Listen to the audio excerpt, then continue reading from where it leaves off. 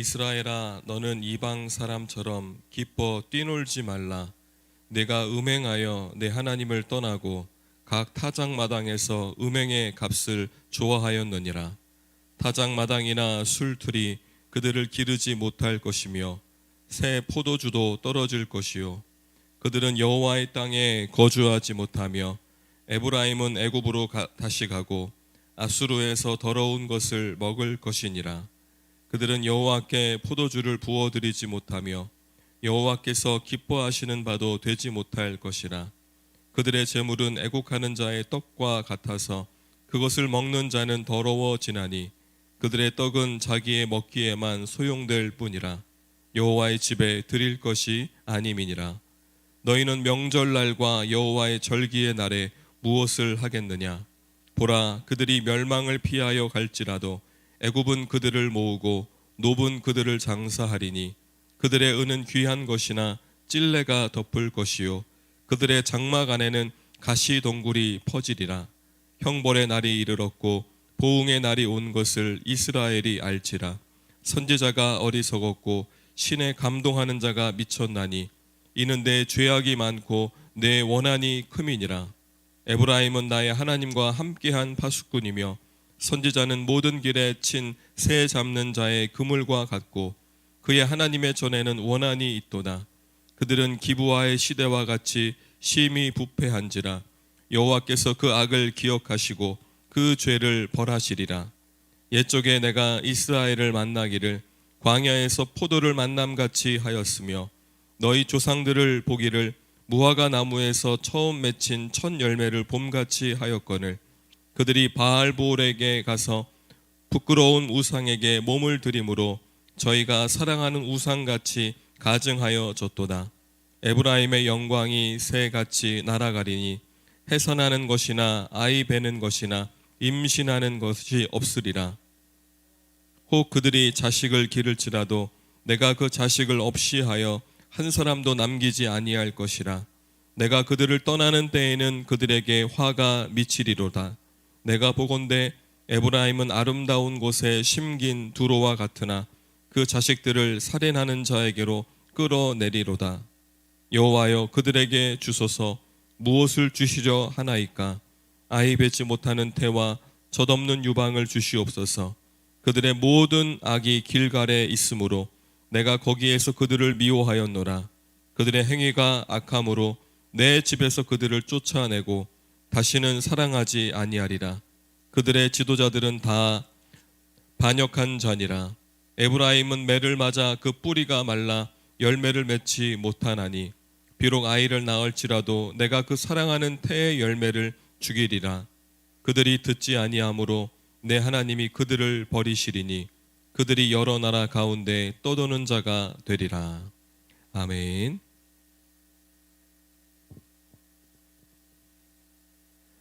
네, 오늘 이 말씀을 중심으로 해서 말씀이 들릴 때까지 이 제목으로 함께 말씀을 나누겠습니다. 우리가 하나님의 말씀을 읽을 때 또는 들을 때 중요한 것은 그 말씀이 내게 들어와야죠. 내 안에 들려야 됩니다. 그러니까 읽어도 들려야 되고 또 보아도 들려야 되고 내가 하나님의 말씀을 묵상할 때 그 말씀이 내 안에 들려야 돼요. 아무리 많이 읽고 들어도 묵상을 해도 그 말씀이 내게 들리지 않으면은 읽은 것도 아니고 또 들은 것도 아니에요. 왜 하나님의 말씀이 들리지 않을까?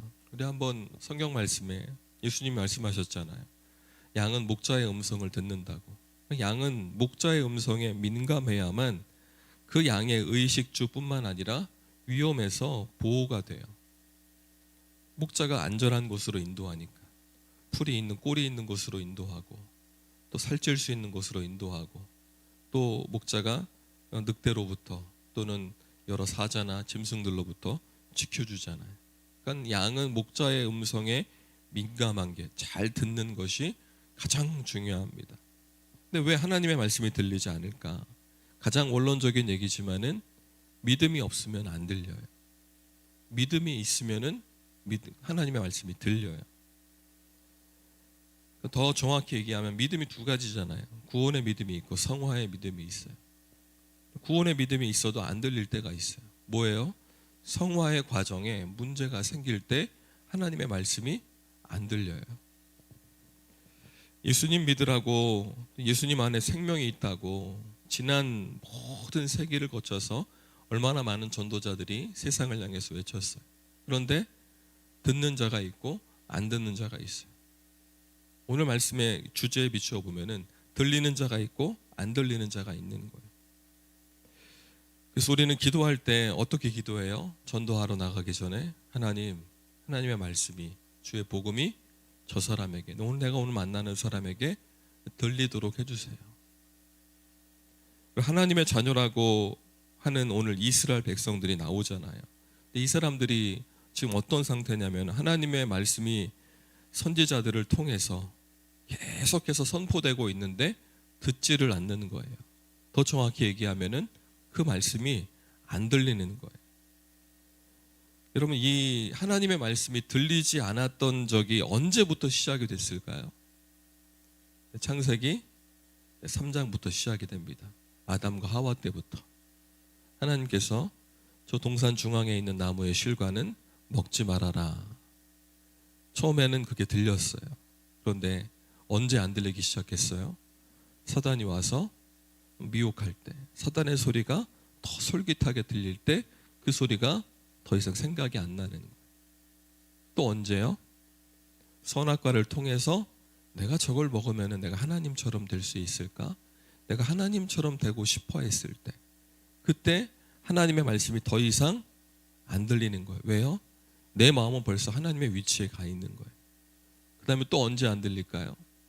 아담이 먼저 하나님의 말씀을 받은 자인데 하와의 소리를 듣잖아요. 너도 먹어. 왜 그래요? 하나님의 소리보다 하와의 소리가 더 신뢰가 가기 시작했을 때, 그때 하나님의 소리가 안 들리기 시작했던 거예요. 하나님께서는 분명히 이 실과를 먹으면은, 동산 중앙에 있는 실과를 먹으면 죽는다라고 말씀을 하셨는데 그 말씀이 안 들리는 거예요. 왜요? 뭐 때문에요? 죄의 욕망 때문에. 욕망이 내 안에 가득하니까는 더 이상 하나님이 말씀하시는 것들이 더 이상 내게 필요가 없는 거예요. 오늘 말씀 구조를 보세요.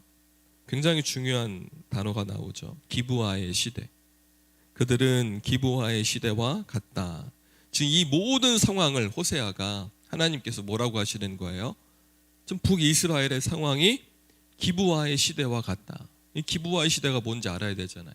우리 주일 말씀에 이제 한 2, 3주 후에 보게 될 기브아의 시대가 나오는데 사사시대예요. 기브아의 시대는 삼손 사사가 죽고 나서 그 이후의 시대를 기브아의 시대라고 부릅니다. 아주 쉽게 얘기하면은 레위인의 첩사건. 레위인이 첩이 있다는 것 자체가 말이 안 되는 거잖아요. 레위인의 첩사건. 그게 바로 그때의 시대가 기브아의 시대예요. 죄의 그 깊이가 가장 깊고 가장 어둡고 가장 하나님의 말씀이 안 들리는 시대. 그랬던 시대가 바로 기브아의 시대입니다. 근데 지금 뭐라고 하시는 거예요? 지금 너희들의 북이스라엘의 이 상황이 여로보암 2세로 인한 그 모든 백성들의 지금 살고 있는 이 시대가 지금 기브아의 시대와 같대요.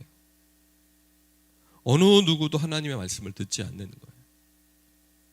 오늘 말씀도 마찬가지예요. 하나님께서는 호세아를 보내서 어떻게 이들에게 하나님의 말씀을 전달했어요? 호세아가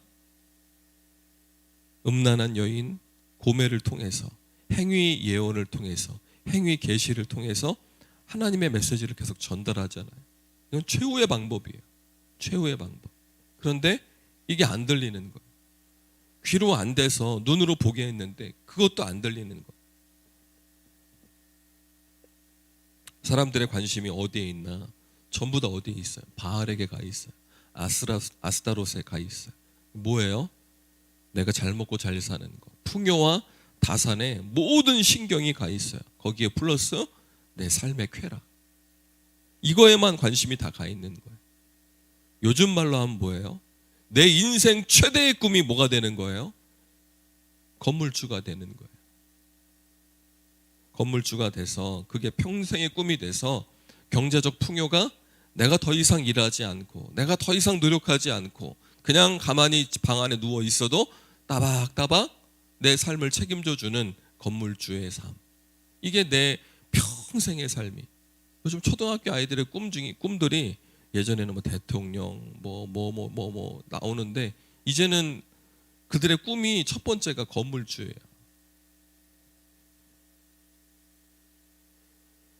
경제적인 풍요가 중요하지 않다라는 게 아니에요. 그것이 내 인생의 최대 목표가 된 것이 문제예요. 그럼 그 목표를 이룰 수도 있거든요. 못 이룰 수도 있지만 그럼 이루고 난 다음에 뭐가 있을까요? 그걸로 만족할까요? 오늘 마지막 17절을 보세요. 그들이 듣지 아니함으로 내 하나님이 그들을 버리시리니. 그들이 먼저 하나님을 버렸어요. 그리고 이제는 어떻게 해요? 하나님도 그들을 버리신대요. 우리가 아는 것은 하나님은 우리를 버리지 않으시는데, 하나님과 우리의 사랑은 끊을 자가 없는데 왜 하나님이 그들을 버리실까? 오늘 잘 보시면 하나님이 그들을 버리시는데, 버리신다는 것은 끝내는 거거든요. 그냥 노아의 홍수 때처럼 그냥 다 죽이면 그냥 끝나는 거거든요. 그렇게 하지 않으세요. 17절 마지막에 보세요. 뭐라고 써 있어요? 그들이 여러 나라 가운데에 떠도는 자가 되리라. 왜 다 죽이지 않고 흩어놓기만 하실까요? 여러분, 그들의 고향을 떠나서, 나라를 떠나서 어딘가 포로로 끌려가고 어딘가로 자기가 모르는 곳으로 가서 흩어져 산다라고 하는 것은 뭐예요? 내 인생에 아주 극심한 고난이 찾아오는 거예요. 그 고난을 통해서 하나님이 뭘 하시는 거예요? 돌아올 기회를 주시는 거예요. 그렇게 오래도록 그렇게도 많이 참으면서 설득하셨는데, 이제는 끝낼 때도 됐는데 하나님은 계속 또다시 기회를 주시는 거예요. 단지 그 고난의 깊이가 더 깊어졌을 뿐이죠. 하나님의 본심이 그거예요. 하나님의 자녀들이 다시 목자의 음성을 들을 때가 오는 것. 믿는 자들 가운데도, 믿음 생활을 하는데도 하나님의 말씀이 들리지 않을 때가 있을까요? 없을까요? 있어요. 그때마다 우리는 내 신앙을 점검해야 됩니다. 내가 요즘에 하나님 말씀이 안 들려요. 하나님 말씀에 관심이 별로 없어요. 내가 일주일 내내 성경 내가 펼쳐보지를 않아요. 거기에 대한 관심이 1도 없어요. 그럼 내 신앙을 빨리 점검해야 돼요. 하나님의 말씀보다 세상의 소리에 더 관심이 가고, 그것만이 나의 가장 큰 관심사, 인생의 목적이 되었을 때 우린 그거를 자연스러운 거지, 이게 합리적인 거지, 이렇게 하는 것이 필요한 거지 내 인생에, 그렇게 우리가 합리화시켜 나가면서 하면 안 되는 거예요. 성도라면은, 하나님의 자녀는 하나님의 말씀에 귀를 기울입니다. 우리 주님이 말씀하신 것처럼 양은 누구의 음성에 귀를 기울여요? 목자의 음성에 귀를 기울여야 되는 거예요. 그것이 자연스러운 거고, 그게 당연한 거고, 그게 합리적인 겁니다. 우리 사랑하는 성도들의 삶이 늘 항상 하나님의 말씀이 들릴 때까지 늘 들리는 그런 삶을 살아가는 우리 모두가 되기를 주님의 이름으로 간절히 축원합니다. 아멘. 기도하겠습니다. 하나님 감사합니다. 오늘 이 말씀이 우리에게 생명의 양식이 되게 하옵소서. 예수님의 이름으로 기도하옵나이다. 아멘.